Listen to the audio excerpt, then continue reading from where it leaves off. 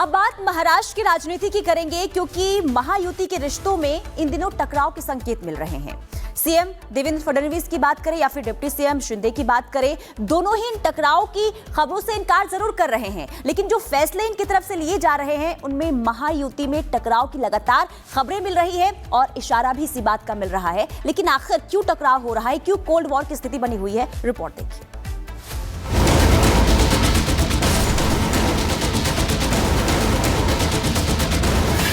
महाराष्ट्र में cold war, Mahayuti में तकरार,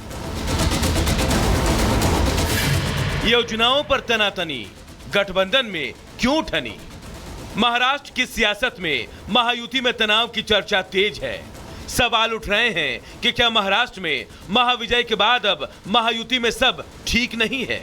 क्या मुख्यमंत्री देवेंद्र फडणवीस और उप मुख्यमंत्री एकनाथ शिंदे के बीच सब ऑल इज वेल नहीं है?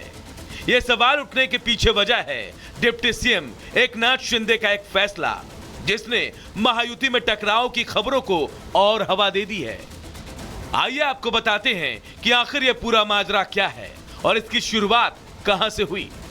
दरअसल सीएम देवेंद्र फडणवीस ने मुख्यमंत्री चिकित्सा सेवा हेल्पलाइन जारी की थी और मंगेश चिवटे को हटाकर डॉक्टर रामेश्वर नाइक को सीएमजेएफ का चीफ नियुक्त किया था, जिसके बाद डिप्टी सीएम एकनाथ शिंदे ने भी उप मुख्यमंत्री चिकित्सा सेवा डेस्क बना दिया और मंगेश चिवटे को उप मुख्यमंत्री चिकित्सा सेवा डेस्क का प्रमुख नियुक्त कर दिया।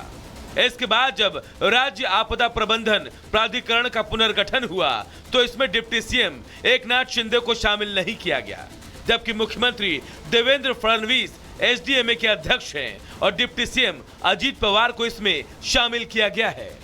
इसके बाद महायुति सरकार में आंतरिक मतभेदों की अटकलें और तेज हो गई। इन फैसलों में ऐसी तस्वीर सामने आती है मानो कोई किसी को दूसरे से कम आंकने के लिए तैयार नहीं है। हालांकि जब एकनाथ शिंदे से इसे लेकर सवाल किया गया तो उन्होंने महायुति में किसी भी तरह की कोल्ड वॉर से साफ इनकार कर दिया। मुख्यमंत्री सहायता कक्ष है ही है, तो ये ऐसा कुछ भी नहीं, ये पत्रकारों ने ये बनाया हुआ सब ये है। वॉर रूम की बात आप करते हो तो वो समन्वय कक्ष शुरू किया है। शिवसेना के मंत्री है, शिवसेना के जितने डिपार्टमेंट है उसका जायजा लेना, वो जितने भी उसके काम के प्रगति का जायजा लेना और उसे जहाँ पर तक कुछ अड़चन है उसको दूर करना। क्या सब एक टीम बनकर हम काम कर रहे हैं और इसलिए हमारा एजेंडा एक ही है, इस राज्य को आगे बढ़ाना। कोल्ड वॉर बोल रहे हैं, क्या बोल रहे हैं आप लोग, ये कोई ऐसा कुछ भी नहीं है।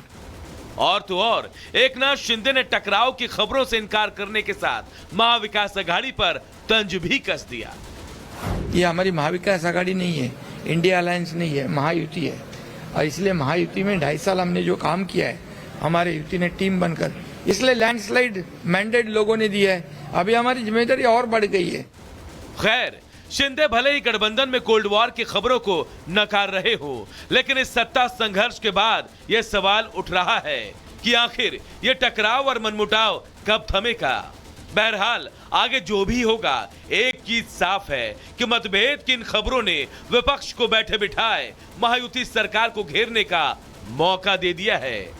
Bureau report, Republic Bharat. Court में चयन को लेकर बहस होगी। अब देखना है कि आज सुप्रीम कोर्ट सरकार के फैसले को कैसे लेती है। Bureau report, Republic Bharat. और चलिए अब बात करते हैं दिल्ली के पूर्व डिप्टी सीएम मनीष सिसोदिया की, जिनकी मुश्किलें हैं कि कम होने का नाम नहीं ले रही हैं। शराब घोटाला पहले से सर पर आफत बनकर मंडरा रहा है, तो दूसरी तरफ सीट बदल ली मनीष सिसोदिया ने।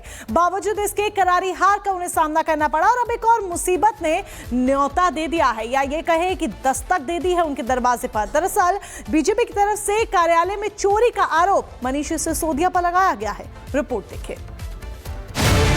ये देखिए मनीष सिसोदिया उप मुख्यमंत्री, ये देखिए खाली सब कुर्सी टेबल सब ले गए। ये चोर लोग हैं, चोर। जो चोरी आपने की है, जो जनता को धोखा आपने दिया है, उसका जवाब आपको देना पड़ेगा। आम आदमी पार्टी दिल्ली में सत्ता का ताज गंवा चुकी है। प्रचंड जीत के साथ दिल्ली में आई बीजेपी एक्शन मोड में दिख रही है। एक ओर जहां वो अपने संकल्प को पूरा करने में जुटी है, तो वहीं दूसरी ओर उसने एक एक करके आपकी पोल खोलना भी शुरू कर दिया है। बीजेपी के पटपड़गंज से विधायक रविंद्र नेगी ने मनीष सिसोदिया पर सनसनीखेज आरोप लगाए। रविंद्र नेगी ने सोशल मीडिया पर एक वीडियो शेयर किया और सिसोदिया पर विधानसभा कैंप कार्यालय से कुर्सियों और टेबल सहित कई सामान की चोरी का आरोप लगा दिया।